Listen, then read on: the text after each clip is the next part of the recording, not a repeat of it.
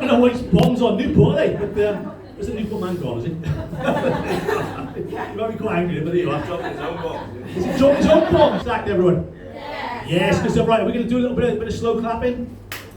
Yeah, let's build up a bit higher. Let's go crazy for the next step. Over the kiss today.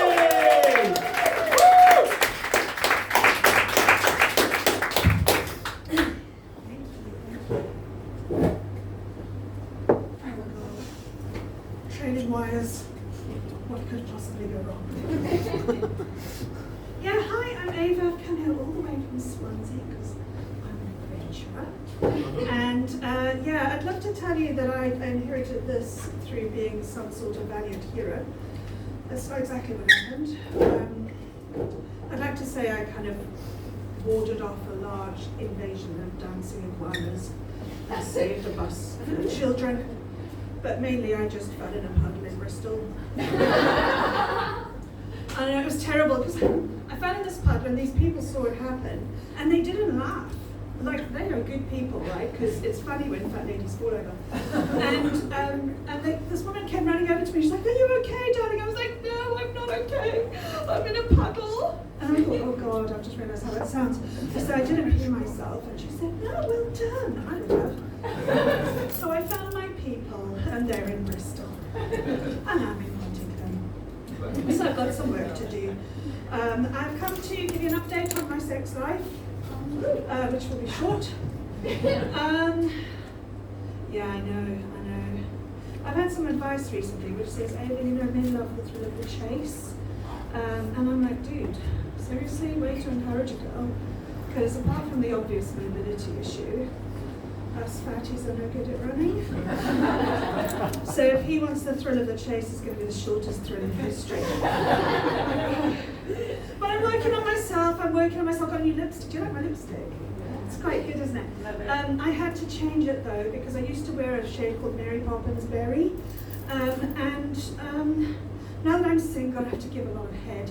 I discovered that super fragile coloured lipstick makes dicks look atrocious. So I can't use it anymore. So yeah, we're back to my sex life, because if we don't talk about that, we have to talk about menopause, and that's a dark place. Because I'm in Swansea, and obviously in Swansea that you can't see a GP for love nor money. And in fact, we're doing it wrong, aren't we, guys? We should not have a military. All we need to do is arm this country with GP receptionists. And it's, can you imagine, the invaders turn up and they go, "Did you book online? Did you go online at 7:30 in the morning and book a slot?" "No." "Well, you're not special and you can't invade today. I'll try again tomorrow." It'll be sorted. But that's not what happens to us, is it? So anyway, the difference I have to tell you between PMS, because I used to have terrible PMS and I thought I was suffering until I became a menopausal lady. And you need to know this, right? Because there are women in your life. And it's a risk assessment thing, guys. Like, a woman who has PMS will make you want to kill her. Right, a woman who is menopausal will make you want to kill yourself. And that's the difference. Anyway, so that's where we are at the moment. I mean, I am single again. Aww. Listen, you were told that we were doing this for attention, right? We'll try it. I'm single again. Aww. Woo. I think woo's yeah. Woo. Yeah. Woo. Woo. Right. Woo. Well, I'm a widow. Oh.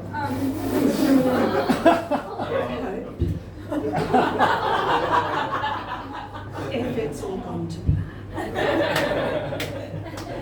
I'm kidding, that man has more lives than a cat. I've been on all the dating apps, Hinge, eHarmony, Match.com, Tinder, don't do that one, Bumble, Airbnb. To be fair, the host was surprised. But I gave him a good review. So that was fine. Yeah, I've met a bunch of guys. I tend to name my dates something that reminds me of the reasons why I really don't want them around anymore. Like cremate guy. Right, cream egg guy, he had to go because he was the only guy I've ever met, the only person I've ever met who's able to use the words cream egg and masturbation in the same sentence. Gave me the ick, he was gone. There was a farty legs guy. I'm going to hell for this, I know this. You don't have to tell me, it makes me I'm not a good person. But farty legs guy, the day before we're due to meet, he phoned me up. He said, Ava, I need to tell you about something. I'm like, oh God. He said, well, here's the thing. I hate this. Guys always have the thing. Thing is, I'm married. Thing is, I don't like fat guys. Thing is, you're too old. You know what I mean? Anyway, this guy phones up. Thing is, I've lost my legs. And I was like, wow, careless. I hope you don't want me to help you find them. He had no sense of humour. And he says, no, I just thought, do you mind dating a disabled person? I was like, no, well, no. I don't mind dating a disabled person, as long as we're not both trying for the same parking space. Listen, if there's one parking spot and 2 disabled people, and that guy gets it, if he doesn't crawl out of that car, fall over, and crawl on 4 fingers into the stall, it was my spot.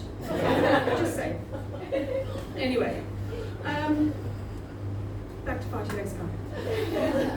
So I was still stupid, so I told him where to pick me up, right? Because when I was 18, that's what you did.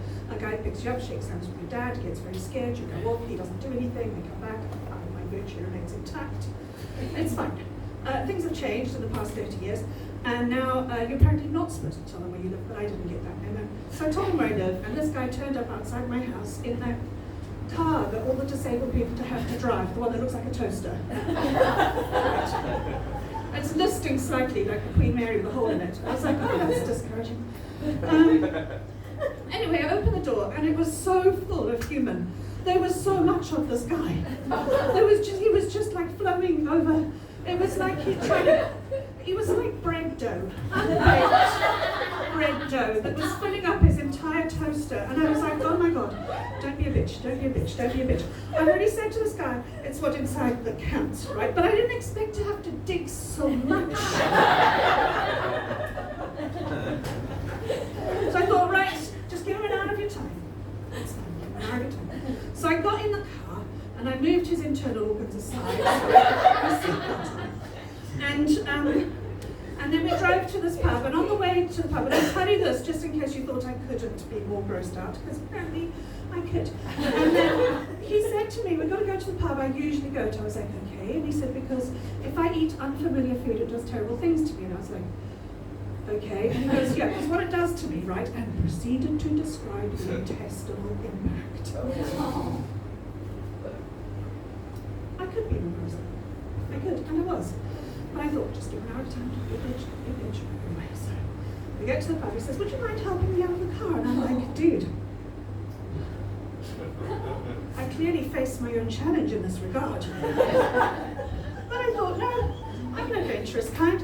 I'll help him out the car. So I skid around to his side on the cobbles. Anyway, I open the door, some of it flows up. And then he gets his tin legs out. I told you I was going to help. And I sort of lever him out. By this stage, I'm like over it, right? I don't want to be here. I wish I was dead. I'm thinking of faking my death and moving to Guam. And we shuffle down these slippy, slippery, wet cobbles to the pub. And every time those feet touched the floor, his legs made a wet fart. And if one thing life has taught me, not even disabled people can laugh at disabled people. So I nearly had a stroke, so he had to go. He didn't go easy though, I have to say. He was like, why? I think you're lovely. I'm like, yeah, I think I'm lovely too. So we have that in common, I guess. And then he said, well, why? You know, I know I'm disabled, but I said, look, it's not that, okay? It's you and I could never walk on a beach.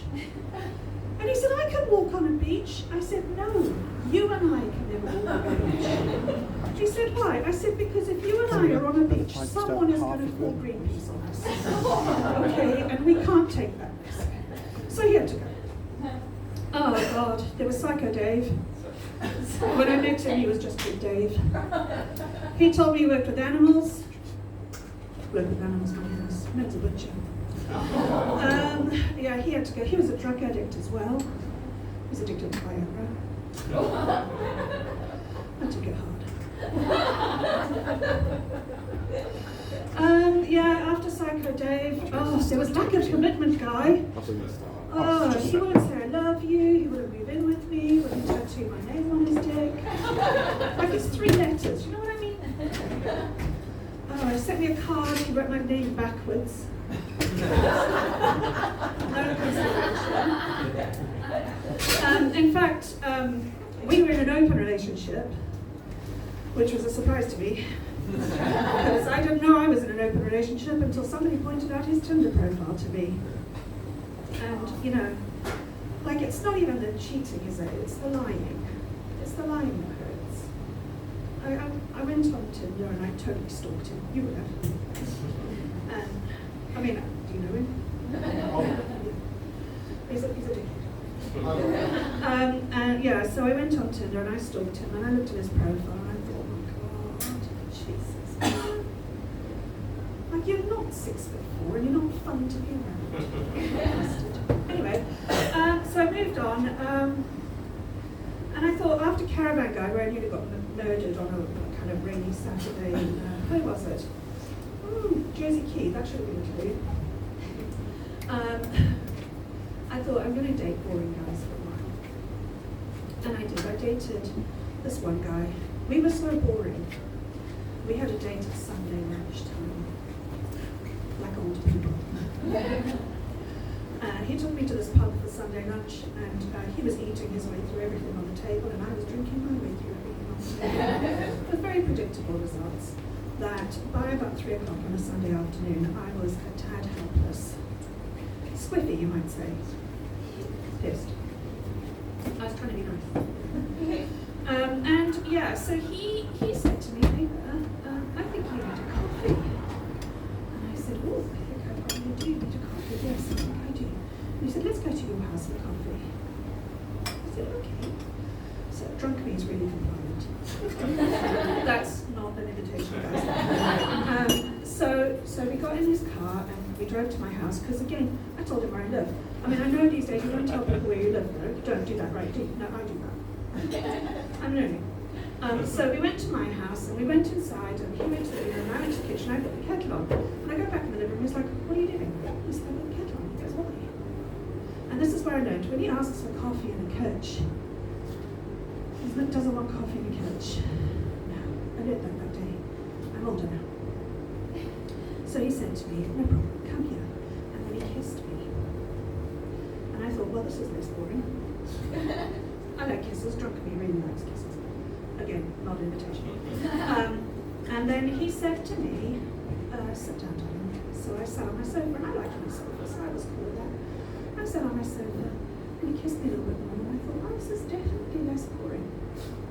And then he opened his belt, and I thought, oh, that's what we're doing, is it? Okay. So he unzipped and he took out little Boris.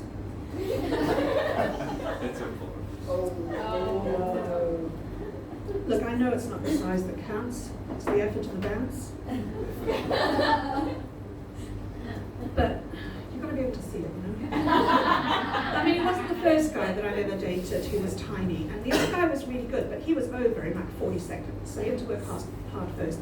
He also had the most prolific pubic hair I've ever seen in my life. I used to call him the Fast and the Furious. But that wasn't this guy.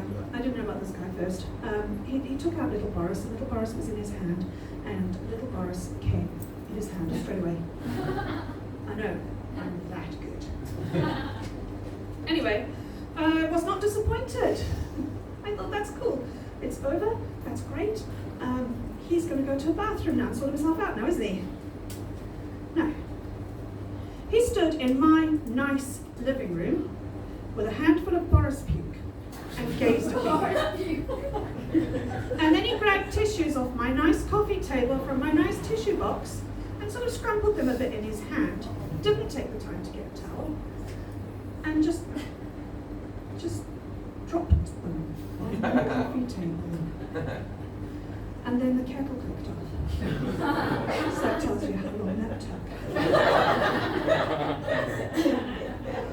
And then he sat on my nice sofa with his slimy hand. Boris stayed slimy. Just got put away. And he sat on my sofa. And he went to sleep. Now I have to tell you, I did not know what to do at this stage. What's the etiquette? Asleep. Do you wake somebody up when they're sleeping and offensive? Or do you stand back and go, WTF, and try Google what to do now? I have to tell you, there is not much advice online. There's nothing on the help pages of Tinder. I checked. There's nothing on the help pages of Bumble. They say, would you like to report this? I'm like, yes, I would like to report this. I just don't know how or to whom. And then 20 minutes later, he woke up and said, right, babe, I'm off. And fecked off out of my house. Leaving his comrade.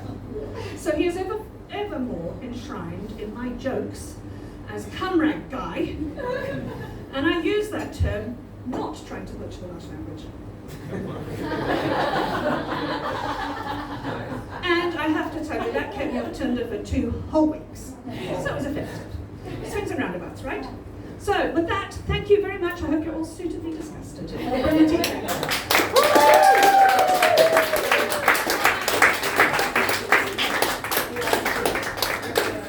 Keep it going for 8 minutes, cost today. I think we all win.